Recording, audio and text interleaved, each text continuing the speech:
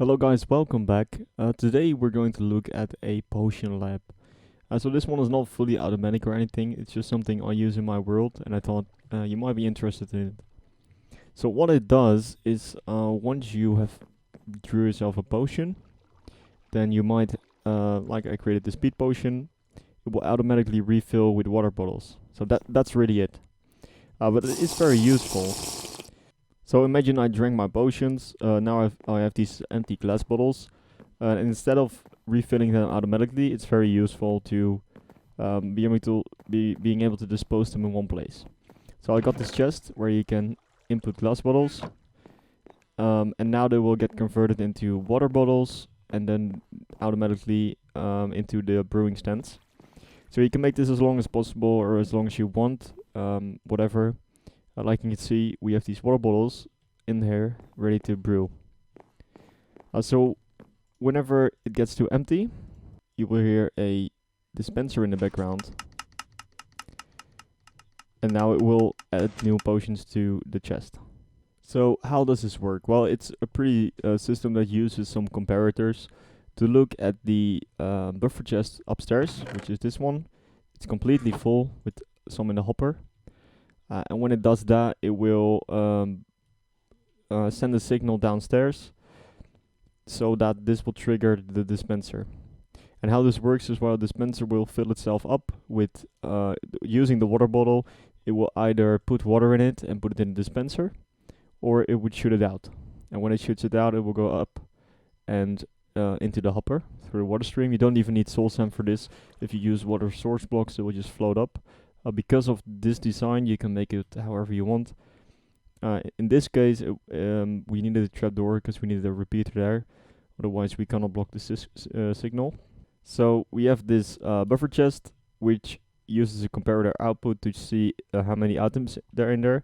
And we put this one to subtraction mode. And what does that mean? Well, any signal length that gets in from this side will cancel out any signal length. Well, it will subtract any signal length from the chest.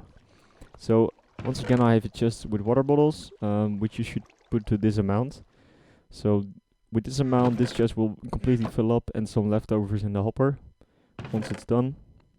If you put too many items in here, items will get stuck on top of the hopper because everything is full, and then they will despawn. So if you want to avoid that, you might want to put a little bit less in here. So let's see this in action again.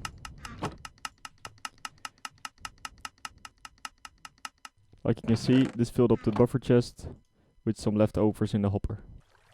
So if this signal length subtracted from this signal length from the chest is greater than 1, it will power this redstone dust, which we don't even need, thinking about it, which will power this repeater.